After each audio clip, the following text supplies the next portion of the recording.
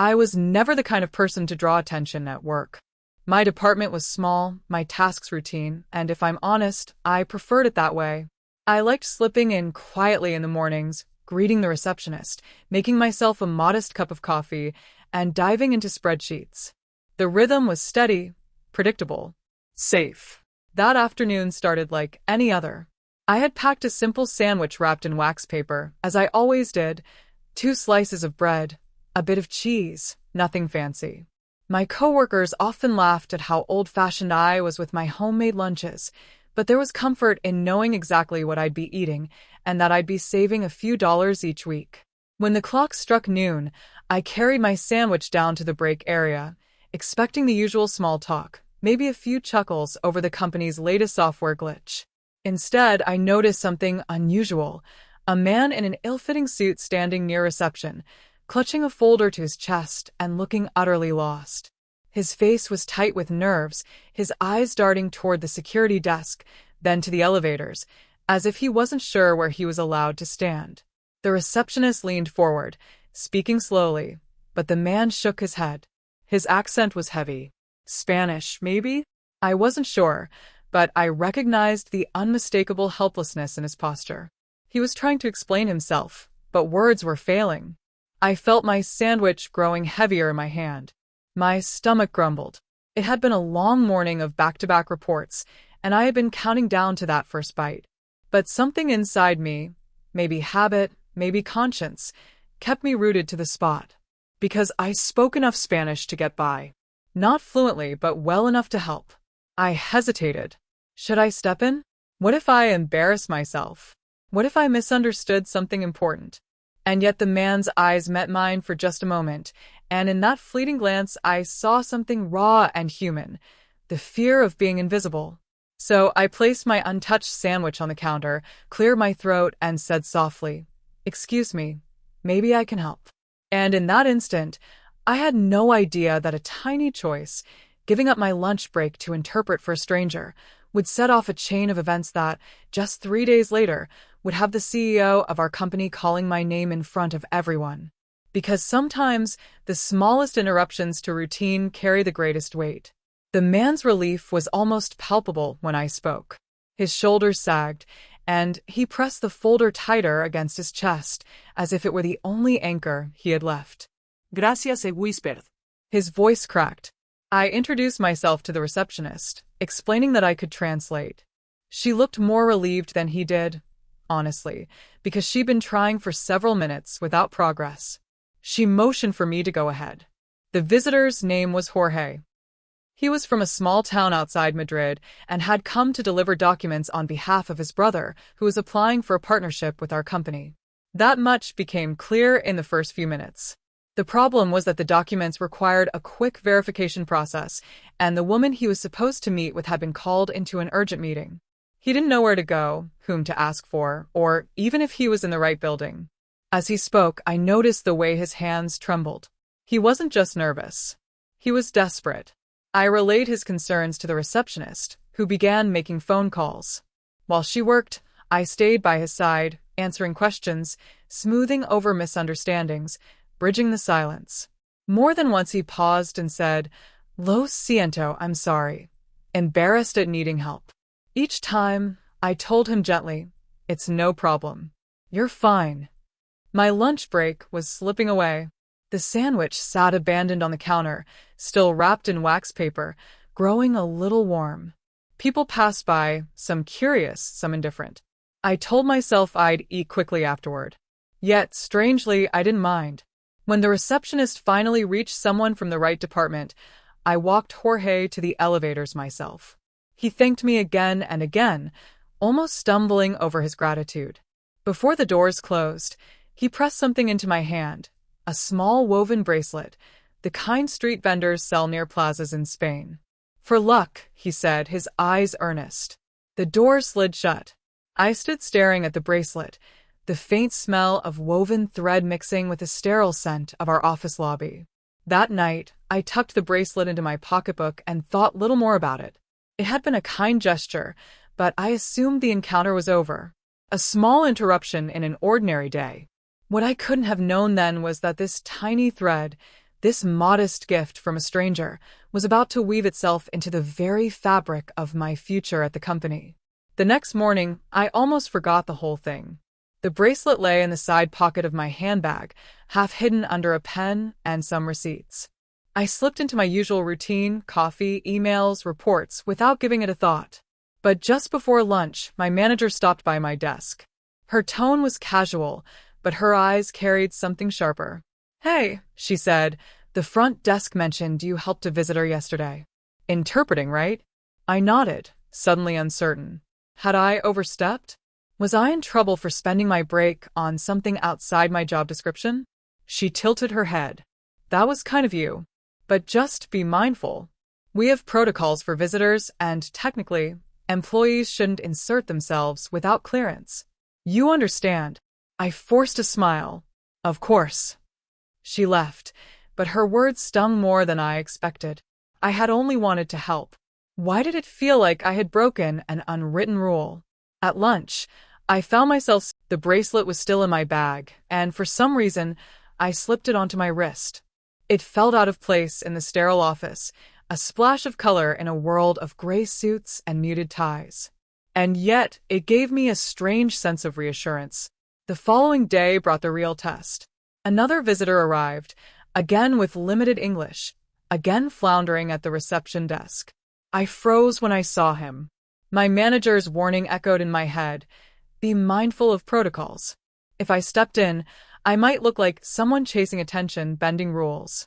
If I stayed put, though, I'd be ignoring someone who clearly needed help.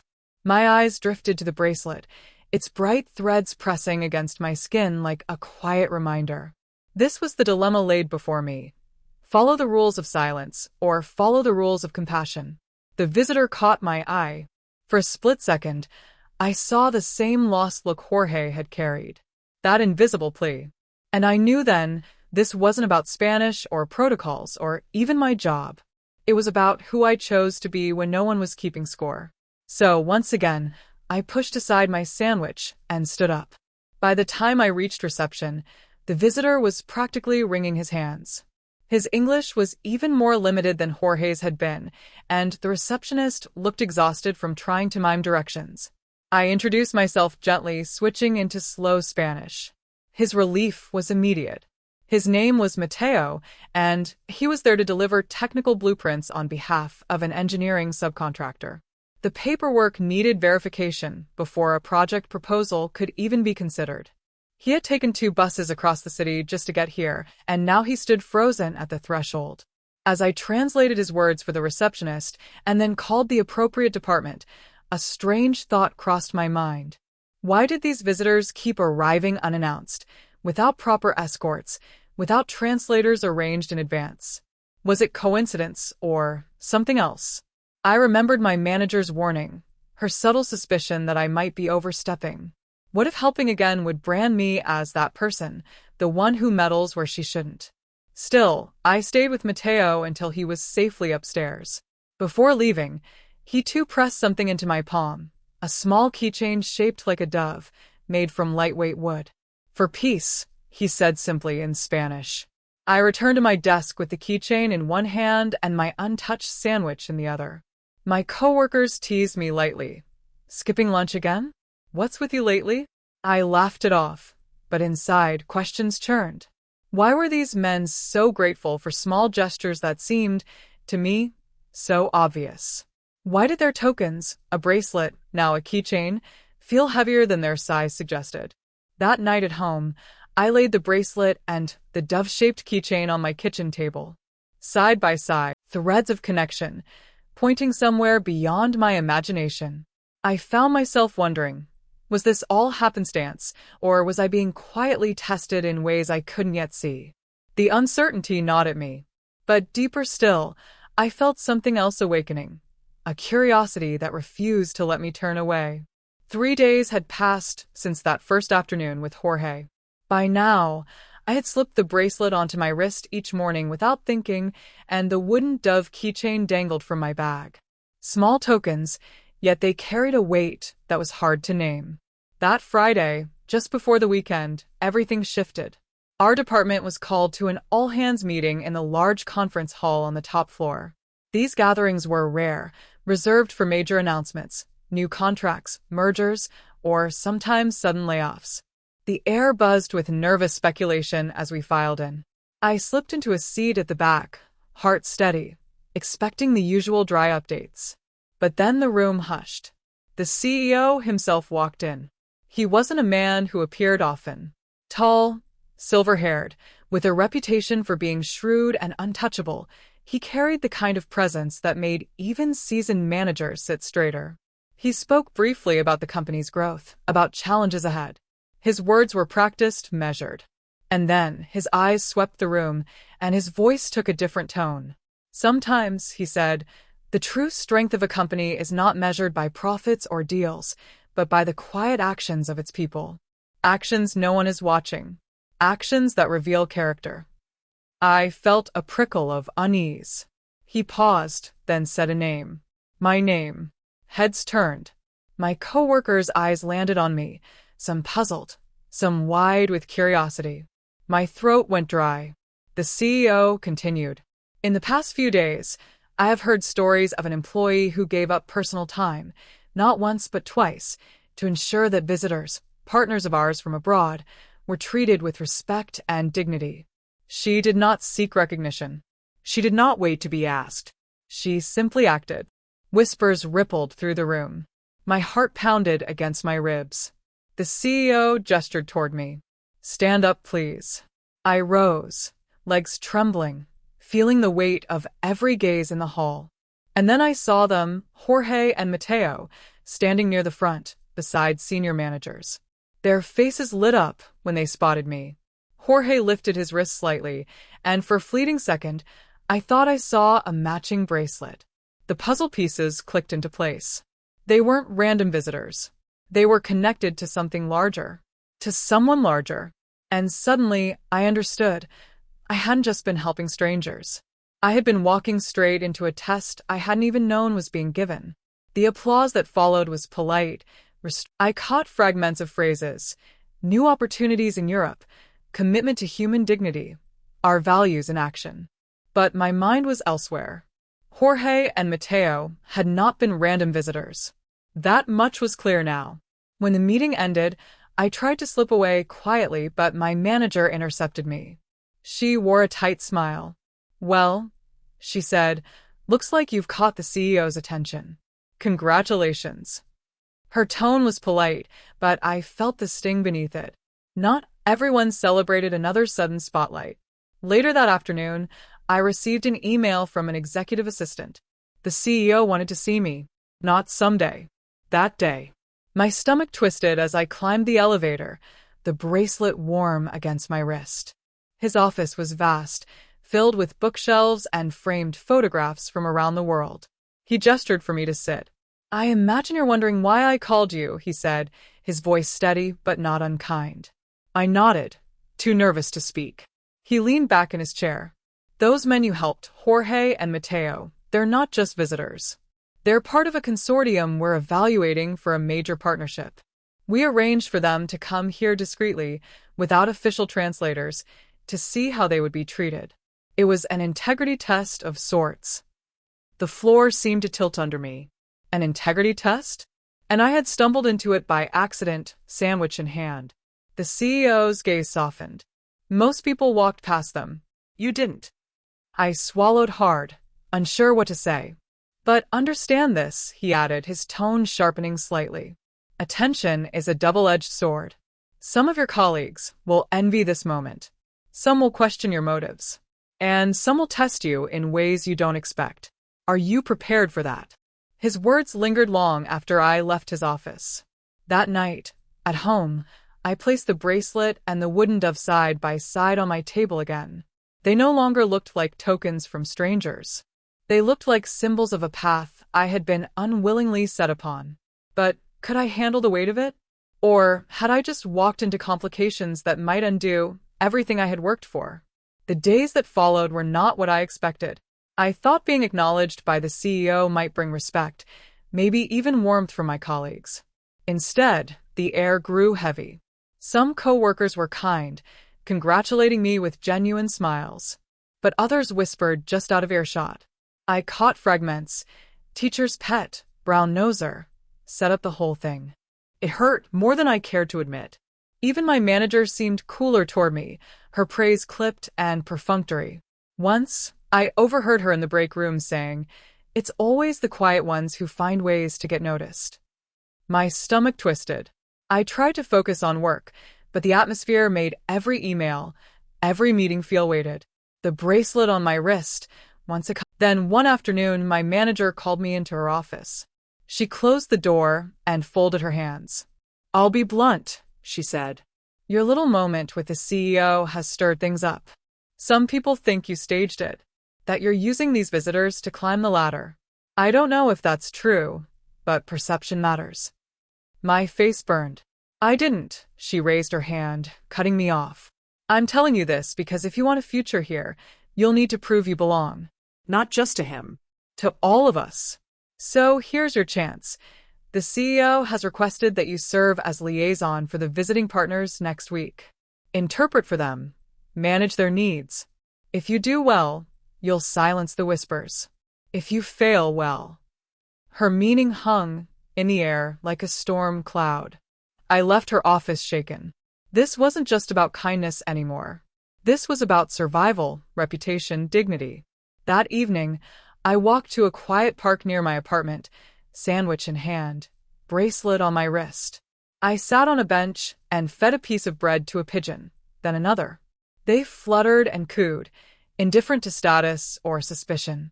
For the first time, I wondered, was I strong enough to keep choosing kindness when others thought it was ambition? Because next week, in front of everyone, I would have to prove not just my ability, but my heart. The following week arrived like a storm I couldn't outrun. The visiting partners, Jorge, Mateo, and two others I hadn't met yet, were scheduled for 3 full days of meetings, tours, and negotiations. My new role, their unofficial interpreter and guide. On the first morning, I walked into the office lobby early, wearing the bracelet on my wrist and the Dove keychain clipped to my bag. I hadn't planned it as a statement, but somehow those small tokens gave me courage. The men greeted me warmly, as if we were already family. Jorge clasped my hand with both of his, eyes shining. Mateo nodded with quiet gratitude. Their respect was disarming, especially compared to the frost I felt from certain coworkers watching nearby. The days unfolded with a rhythm both demanding and humbling. I translated not just words but intent, tone, subtle cultural nuances that could have been lost. I explained corporate jargon in plain Spanish, then softened the partners' blunt European directness into something more palatable for our American managers. It wasn't flawless.